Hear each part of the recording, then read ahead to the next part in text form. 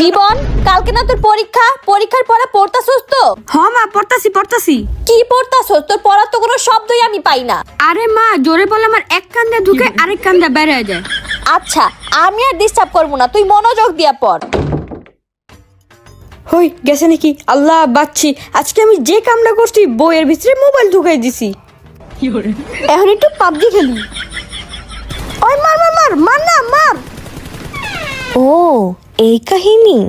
দাঁড়া, আজকে বুঝাইতাছি মজা।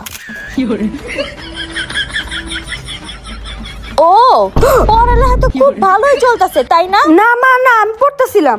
পড়তাছিলি? আজকে তোর বাপ এলো, তুই যে কি করতেছিলি আমি ছবি তুলে রেখে দিছি। মজা বুঝাম, দাঁড়া। আল্লাহ, কি করি আইডিয়া।